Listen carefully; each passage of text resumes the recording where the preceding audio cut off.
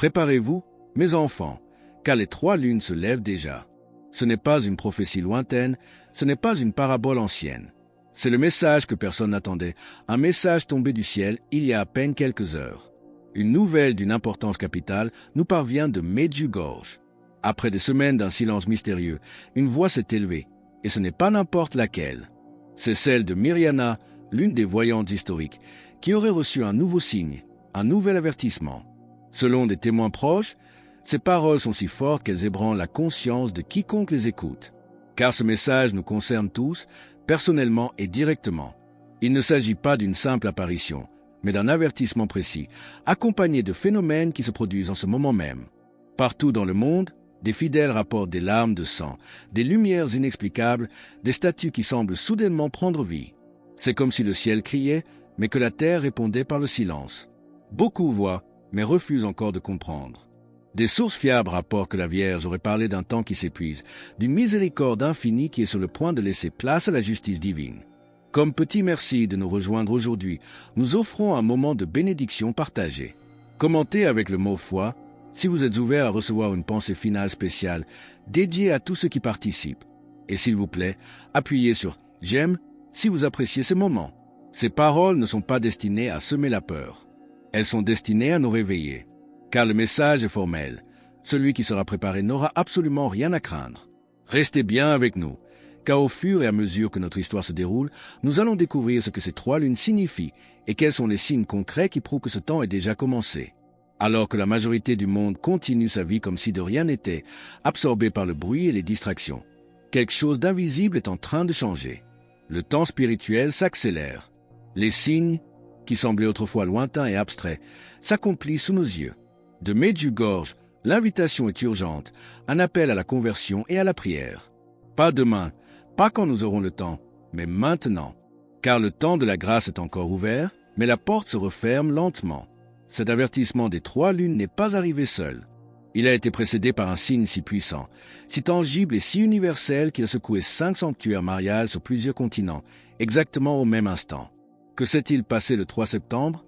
Tout a commencé à l'aube du 3 septembre. 5 sanctuaires mariales renommés, situés sur des continents différents, ont vécu le même événement stupéfiant au même et unique instant. À Guadeloupe au Mexique, à Lujan en Argentine, à Chiquinquirá en Colombie, à El Quinche en Équateur et enfin à Esquipula au Guatemala, les statues de la Vierge Marie ont versé des larmes de sang devant des centaines de témoins médusés. Les images, qui ont depuis inondé les réseaux sociaux, parlent d'elles-mêmes, des visages de pierre ou de bois qui semblent pleurer, des gouttes rouges qui descendent lentement sur les joues sculptées, et un silence profond, presque assourdissant, qui enveloppe la scène. Beaucoup sont restés immobiles, incapables de bouger ou de parler. D'autres se sont effondrés à genoux, priant et pleurant à l'unisson avec leur Mère céleste. Personne n'avait jamais rien vu de tel à une telle échelle. Les autorités ecclésiastiques locales ont, comme il se doit, initié des enquêtes canoniques pour déterminer la nature exacte du phénomène. Mais pour ceux qui étaient présents, pour les fidèles dont le cœur a été touché, il n'y a aucun doute. C'est un signe, un rappel du ciel. À Lujan, une femme a raconté avoir entendu dans son cœur une voix à la fois douce et ferme qui disait « Les temps sont en train de changer. Mes enfants, revenez à Dieu. » Elle n'était pas la seule. En quelques heures, les témoignages ont afflué du monde entier, partageant le même mélange de stupeur, de peur respectueuse et d'une espérance nouvelle. Les larmes de la Vierge semblent vouloir dire quelque chose que les mots seuls ne peuvent plus exprimer. C'est comme si la mère nous parlait dans un langage ancien, universel, fait de signes et de lumière. Non pas pour nous effrayer, mais pour nous rappeler que jamais la terre n'a été aussi proche de la frontière ténue entre la grâce et le jugement. C'est un mystère qu'aucune science ne peut expliquer, mais que chaque cœur ressent comme une vérité brûlante. Le monde était encore sous le choc de ce signe universel, essayant de déchiffrer ce message de larmes. Pourtant, ce qui est arrivé dans les jours qui ont suivi fut encore plus incroyable, touchant les âmes les plus pures parmi nous.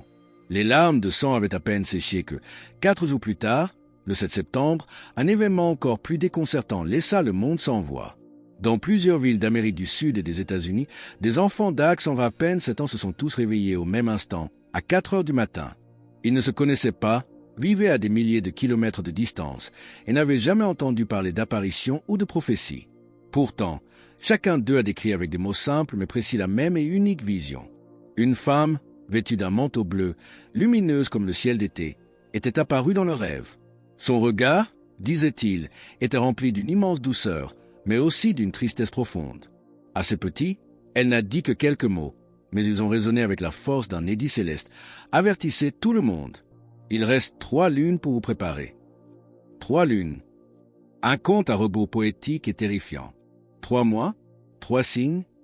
Les parents, d'abord incrédules, ont pensé à des coïncidences, à des cauchemars partagés. Mais ils ont vite compris que quelque chose d'inexplicable se produisait. La nouvelle a commencé à se répandre comme une traînée de poudre à travers les communautés religieuses, les réseaux sociaux et les paroisses. Chaque jour, de nouveaux enfants racontaient la même histoire. Et tandis que les adultes, paniqués, cherchaient des réponses rationnelles, ces petits, avec la pureté désarmante que seuls les enfants possèdent, disaient tous la même chose. Ils n'avaient pas peur. Ils insistaient sur le fait que la Dame de Lumière leur avait fait une promesse. Elle avait promis que quiconque prierait avec le cœur serait protégé. Cette vague de révélations innocentes a confirmé que le ciel utilisait les plus purs pour transmettre son message le plus urgent. 3 lunes, un compte à rebours qui ne se mesure pas avec le temps des hommes, mais avec celui de la foi. Et c'est précisément à ce moment, alors que le monde entier commençait à s'interroger sur la signification de cet avertissement porté par des enfants, qu'une nouvelle révélation, cette fois-ci venue directement de Medjugorje, allait tout confirmer et tout expliquer. Qu'a vu Mirjana dans sa propre maison, et quelles instructions précises a-t-elle reçues? C'était un matin silencieux à Medjugorje. Mirjana se trouvait en prière dans sa maison, comme chaque jour, devant un petit autel éclairé par une simple bougie. Soudain, une lumière intense a rempli la pièce. Ce n'était pas une lumière ordinaire, elle ne venait d'aucune fenêtre, mais irradiait à la fois de la chaleur, une paix profonde et une force qui la fit s'agenouiller instantanément. Dans cette lumière, une présence douce et majestueuse se fit sentir. La voix de la Vierge l'appela par son nom et lui dit des paroles que Mirjana a juré de ne jamais oublier. « Ma fille, le temps de la miséricorde est sur le point de finir. La justice de Dieu se manifestera. » Mais la Vierge a immédiatement offert la promesse du salut. « Mais celui qui se consacrera à mon cœur immaculé trouvera refuge sous mon manteau. » Mirjana raconta avoir ressenti à cet instant 2 émotions parfaitement opposées, une crainte profonde face à la solennité de l'instant, et en même temps, une paix indescriptible. C'était comme si le monde entier s'était arrêté. Puis, la Vierge lui confia 3 instructions précises à transmettre à tous les croyants. Non pas des paroles vagues, mais des actions concrètes à accomplir sans la moindre hésitation. Bientôt viendront des jours de confusion et de peur, dit-elle, mais celui qui suivra ce que je vais te dire restera ferme dans la lumière. La première instruction fut un appel à la protection des foyers. Consacrez vos maisons à mon cœur immaculé. Elle insista que ce n'était pas un simple geste symbolique, mais une véritable protection spirituelle. La Vierge expliqua que chaque maison ainsi consacrée devient un refuge, un bouclier invisible contre les forces du mal. Là où règne la prière, promit-elle, le mal n'entre pas. La deuxième instruction fut un appel à la communauté. Former des groupes de prière dans chaque quartier, dans chaque ville. La Vierge fut très précise. Elle demanda que se créent des cercles d'au moins 7 personnes qui se réunissent une fois par semaine pour réciter ensemble le Saint-Rosaire. Là où cette personne ou plus prie unie en mon nom, dit-elle, je serai présente avec ma protection. Elle rappela que le chapelet est la chaîne d'amour qui lie la terre au ciel et l'arme la plus puissante contre l'obscurité. Ces 2 premières instructions, la consécration de nos foyers et la formation de cercles de prière, sont les fondations de notre refuge. Si cet appel à bâtir des forteresses de prière dans nos vies et nos maisons résonne profondément en vous et que vous vous sentez poussé à affirmer votre foi en cette protection divine, partagez Amen dans les commentaires ci-dessous. Puis, la Vierge donna la 3e instruction, la plus mystérieuse de toutes. Chaque dimanche, dit-elle, bénissez de l'eau, du sel et une bougie de cire d'abeille consacrée. Mirjana ne comprit pas immédiatement le but de cette étrange préparation. Pourquoi ces 3 éléments? Contre quoi devaient-ils servir? La Vierge s'apprêtait à lui expliquer le sens prophétique de ces objets, une explication qui est directement liée à un événement terrifiant annoncé par d'anciens saints. La Vierge Marie donna alors la 3e instruction, la plus mystérieuse. Chaque dimanche, ordonna-t-elle, bénissez de l'eau, du sel et une bougie de cire d'abeille consacrée. Elle expliqua ensuite le but de chacun de ces éléments sacramentels.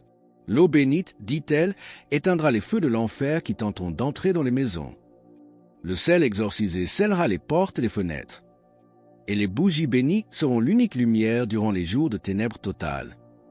Puis elle ajouta ces mots qui firent trembler Mirjana. Viendront des jours où la lumière du monde s'éteindra, mais dans les maisons où l'on prie et où brûleront des bougies bénies, il y aura la paix. Il ne s'agit pas là de superstition, mais d'une foi vivante, concrète, qui transforme la peur en une prière active et confiante.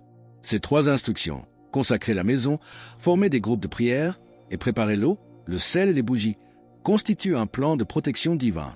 Peu de temps après cette révélation à Miriana, un nouveau signe, peut-être le plus puissant de tous, secoua Medjugorje même.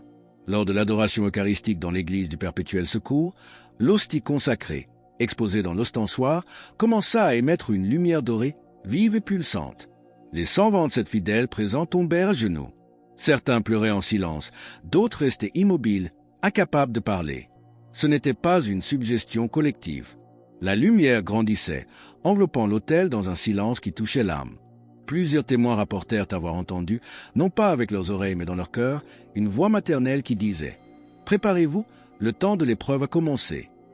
Soudain, l'instruction mystérieuse des bougies bénies prenait tout son sens. Les paroles de la Vierge coïncidaient parfaitement avec les anciennes prophéties, notamment celles des 3 jours de ténèbres. En ce temps-là, comme le décrivait sainte Faustine, le monde sera plongé dans une obscurité totale. Aucune lumière artificielle ne pourra résister. Seules les bougies bénies dans la foi brûleront. Ceux qui regarderont dehors tomberont dans le désespoir. Longtemps considérées comme une exagération apocalyptique, ces prophéties semblent désormais imminentes. Les larmes de sang, les visions des enfants, la lumière de l'Eucharistie, tous ces signes convergent, indiquant que le ciel avertit l'humanité. Mais ce message n'est pas un message de peur. C'est un message d'amour, de préparation, et surtout un message d'espérance. Mais comment transformer cette peur légitime en une action concrète? Quel est le cœur du message de Medjugorje, l'antidote ultime à la tempête qui s'annonce? Le message de Medjugorje, au cœur de tous ces signes terrifiants, n'est pas un message de terreur, mais un appel vibrant d'amour. La Vierge ne vient pas pour effrayer ses enfants, mais pour les préparer. Elle agit comme une mère aimante qui voit la tempête se former à l'horizon et secoue doucement ses enfants endormis pour les mettre à l'abri avant que le déluge ne s'abatte. Son appel est constant, simple et rempli de tendresse. Elle nous supplie de revenir à la prière, à la foi authentique, à cette paix intérieure que seul Dieu peut donner. Prier avec le cœur, a-t-elle insisté. Elle nous a donné les armes pour ce combat. Chaque « Je vous salue Marie » est une épée qui blesse le mal, chaque chapelet est un pont de lumière entre la terre et le ciel. La promesse est absolue. Celui qui se réfugie dans son cœur immaculé n'a rien à craindre. Car après la nuit la plus sombre, l'aube viendra. Après l'épreuve, la paix régnera. Et sa promesse la plus certaine demeure. Mon cœur immaculé triomphera. C'est pourquoi le moment n'est plus à l'attente passive. Le temps est venu d'agir. Consacrez votre maison aujourd'hui. Rassemblez votre famille dans la prière. Allumez cette bougie bénie et laissez la lumière protectrice de Dieu entrer dans votre cœur et votre foyer. Ces récits de foi et ces avertissements célestes sont le cœur de notre mission. Pour rejoindre notre communauté et ne manquer aucune histoire inspirante, pensez à cliquer sur « J'aime » et à vous abonner. C'est en partageant ces messages que nous maintenons la foi vivante, surtout dans les moments les plus sombres. Nous sommes appelés à être des sentinelles. La porte de la grâce est encore ouverte, mais elle ne le restera pas pour toujours. Les 3 lunes sont en train de passer. Les signes se multiplient à une vitesse stupéfiante. Le ciel parle. La question n'est plus de savoir si ces choses arriveront, mais comment nous allons y répondre. Le message demande une réponse personnelle, un engagement. La Vierge a donné les instructions, les signes ont confirmé l'urgence. Mais quelle est la réponse finale que le ciel attend de chacun de nous, et quel est le geste de foi ultime qui peut tout changer? Le message de Medjugorje, au cœur de tous ces signes terrifiants, n'est pas un message de terreur, mais un appel vibrant d'amour. La Vierge ne vient pas pour effrayer, mais pour préparer. Elle agit comme une mère aimante qui voit la tempête se former à l'horizon et secoue doucement ses enfants endormis pour les mettre à l'abri avant que le déluge ne s'abatte. Son appel est constant, simple et rempli de tendresse. Elle nous supplie de revenir à la prière, à la foi authentique, à cette paix intérieure que seul Dieu peut donner. Prier avec le cœur, a-t-elle insisté. Elle nous a donné les armes pour ce combat. Chaque « Je vous salue Marie » est une épée qui blesse le mal, chaque chapelet est un pont de lumière entre la terre et le ciel. La promesse est absolue. Celui qui se réfugie dans son cœur immaculé n'a rien à craindre. C'est un écho direct des paroles de son Fils qui nous a dit « Que votre cœur ne se trouble point. Croyez en Dieu et croyez en moi. » Jean 14h01. Cette paix est le fruit de la préparation, pas de la peur. Car après la nuit la plus sombre, l'aube viendra. Après l'épreuve, la paix régnera. Et sa promesse la plus certaine demeure, Mon cœur immaculé triomphera. C'est pourquoi le moment n'est plus à l'attente passive. Le temps est venu d'agir. Consacrez votre maison aujourd'hui. Rassemblez votre famille dans la prière. Préparez l'eau, le sel et les bougies, non comme des talismans magiques, mais comme des actes de foi concrets, des signes de votre confiance en sa protection. Allumez cette bougie bénie et laissez la lumière protectrice de Dieu entrer dans votre cœur et votre foyer. La porte de la grâce est encore grande ouverte, mais elle ne le restera pas pour toujours. Les 3 lunes sont en train de passer. Les signes se multiplient. Le ciel parle, et maintenant, c'est à nous de répondre. La source originale de notre histoire se terminait par une invitation à répondre à cet appel, à écrire « Me voici, Marie », pour consacrer nos cœurs et rejoindre une communauté de prière afin de maintenir la foi vivante ensemble. C'est cette réponse que le ciel attend. C'est le choix entre la préparation et l'indifférence, entre la confiance et la peur. C'est le moment de choisir notre refuge. L'avertissement a été donné, les instructions ont été fournies, l'amour a été offert. La question finale n'est pas que va-t-il se passer, mais où serons-nous trouvés? Alors que nous concluons sur cet appel ultime à choisir notre camp, à nous réfugier dans la lumière avant que l'obscurité ne vienne, nous vous invitons à déclarer votre foi. Commentez « Jésus est roi ci-dessous » pour affirmer cette vérité avec nous. Et votre parcours ne doit pas s'arrêter ici. Cliquez sur la vidéo qui apparaît maintenant sur votre écran pour un autre message puissant que nous avons préparé pour vous.